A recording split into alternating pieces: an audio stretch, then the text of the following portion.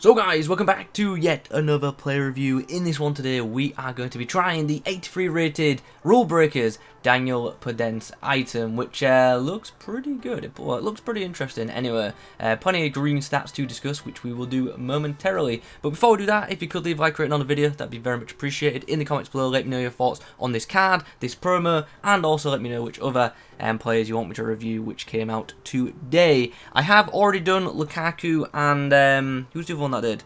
Well, I can't remember it right now. Oh, Teixeira. So if you want to see videos on them, be sure to check out the channel. There's a link to the player review post in the description.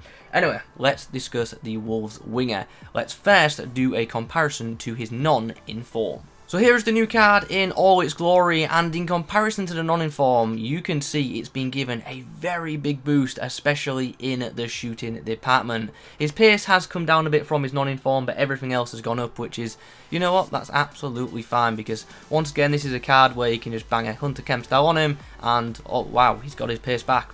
It's that easy. So yeah, we are going to use a Hunter Kemp style on this item. And there it is, the Kemp style is applied, and now it's time to discuss some attributes. But at first, we have a couple of traits to discuss. He's got flair and the outside the foot shot. 4-star, good to see on a winger, and he does stand at 5'5", so I can't see us getting too many heading opportunities with him, but that's obviously absolutely fine. Hopefully the fact that he's smaller will aid his dribbling. So nice pace to begin with, good acceleration of 90, and that actually will be maxed out to 99 with the Hunter Kemp style. When it comes to shooting, his finishing rating's alright for a winger, to be fair, but he has really good shot power of 89 and very, very high tap positioning of 92.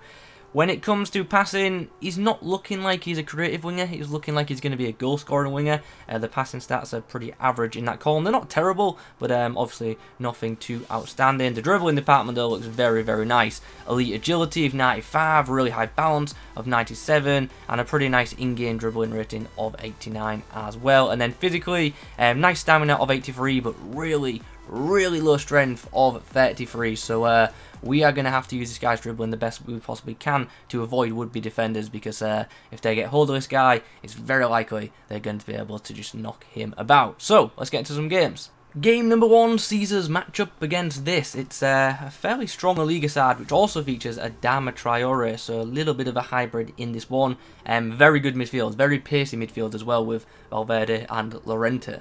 Tellez pings the ball down the line, and there's a lot of space for Podence to run into now, and he's got a lot of pace about him too. We're going to go for the left-footed cross to the back stick. We're going to find Dan James, and we're going to get an early assist. Well, half-time's come around, and as you can see, yeah, it's been a really fun first half. We've had one shot, we've scored it, and we've had barely any possession. Let's hope this doesn't continue.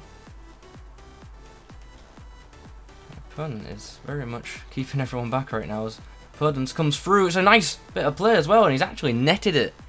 It was one of them finesses to just whip into the back of the net, and the keeper is left stood still. Nice goal.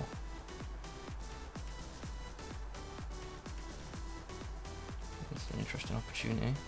Can we find some space? Got round the man, balls into the box, and Gabriel Jesus, and then the shot from Ndombele. Should have been a goal there, but we've hit the post. Oh, nice bit of play. Jesus and Podence linking up nicely.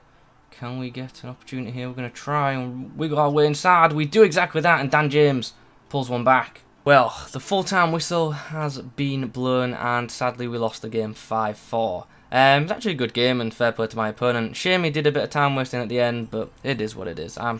I'm not too bothered. So yeah, not a bad opening display from Podence, to be honest. 2 assists and a goal to his name, and the goal he scored was actually very nice as well. So hopefully in the next game we can get him on the ball a little bit more. Well, the next team we face is it's pretty good. It's got an Mbappe, a Martial, and that new Rulebreakers Inaki Williams in it, and yeah, it's just a really good side. Interesting choice of goalkeeper though. Maybe he ran out of coins after buying his attack. I don't know, but yeah, good side. Gabriel Jesus plays the ball in behind. Oh, just got absolutely monstered by Joe Gomez there.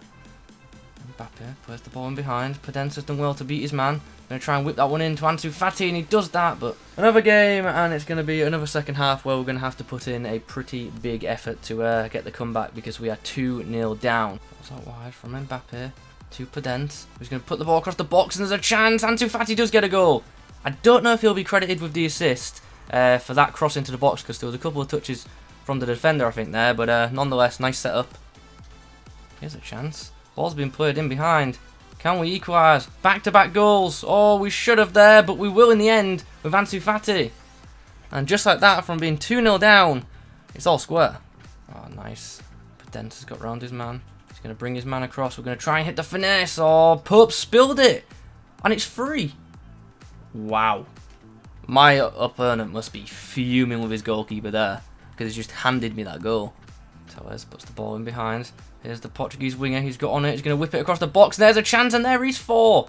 And once again, I don't know what my opponent's goalkeeper is doing. But still, a nice delivery into the box. The chance was always going to be created. It was just a case of whether it went in or not. Nice. Good touch. He's turned his man. I should pass here, but I just really want to shoot for some reason. I should have passed.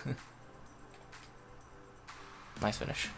And there is full time. The game ends in a 5-3 scoreline, which I've got to say, was not expecting, especially after the first 45. But very, very good outing. Once again, the Portuguese winger involved in the goals and assists did actually get more than 1 assist in that game, but he's only been credited with 1. But for those of you who watch clips, you know what happened. Anyway, good outing. So now we've had a couple of outings with this Daniel Podence item. It's time to review the performances, and all in all, I think it's a fun little item. Ultimately, do I think this is a brilliant left-sided option? No, but it's a fun little card, and I can definitely see some people getting some good use out of it. One thing I do have to say before we even get into breaking him down is he reminded me a lot of Ultimate Screen Bernard from FIFA 20. So if you remember that card, that's what this item reminded me of when using him.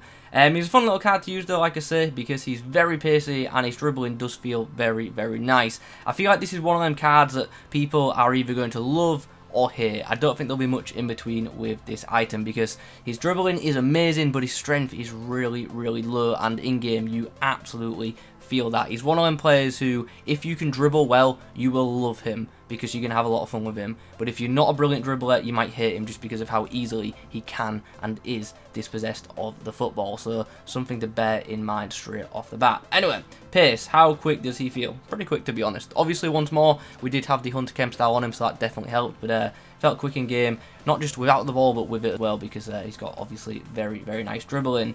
He's another player that's got a pretty good in-game positioning. I liked his run making, and he just seemed to stay forward, and that's what you want in a left forward. So happy with that area of his game too. And when it came to shooting, ultimately I don't think his finishing is anything to shout about, but he's got good shot power and he's very good for shooting across goal. And to be fair, his finesses aren't too bad either, but ultimately not a super clinical finisher compared to some other wingers that we will mention later on in the video. The passing was good. I mean, it was what you think it would be. It's not brilliant, but it is good enough. Like, what you see is what you get. He's got an alright short passing rating, average long passing, and average crossing. I felt his passing was a bit better than the stats suggest, but they definitely weren't anything to stand out. The dribbling department is obviously the biggest talking point for this card, the biggest selling point as well, because the dribbling is outstanding. And in game, he feels very, very good in possession of the ball, good ball control, nice first touch, and just easy to have in possession of the football. Like I said earlier, if you're good at dribbling, then I do think you'll get a lot more out of this card than I did. And then finally, physically, it's obvious what I'm going to say. The strength is definitely a massive con for this card, because the strength is so low, he can and does get very easily dispossessed of the football. So you've got to use that defending to avoid any would-be defenders, even like the weak ones, because yeah, this guy can be so easily shoved off the ball. Anyway, I am rambling. What's the verdict on the card then? As I said, fun item, but I don't think it's great value for money, to be honest. Like, currently this card is costing around 130k, and that just seems, I mean, way too much, if I'm being fully honest. For that kind of money, if you, well, not for that exact kind of money, but if you had a few more coins, you could get someone like Son, who I believe is better than this item, and also you could get Sterling, who is very, very similar, to be honest. So yeah, in terms of value for money, I don't think this card is great, but it is a fun little item, and hopefully the price will drop in the coming days. Anyway, let's wrap the video up. Hope you've enjoyed it. If you have, drop a like on it, subscribe to the channel if you're new, and don't forget to be active in the comment section down below. Thanks for watching. I'll catch you in the next one.